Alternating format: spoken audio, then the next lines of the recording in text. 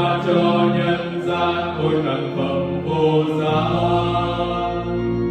Từ trong trái tim thật nói với ta tiếng dịu dàng tha thiết vô vàn, tiếng gọi nhìn lên Đức Kitô. Xin Chúa ban thành thần, Xin Chúa ban thành thần.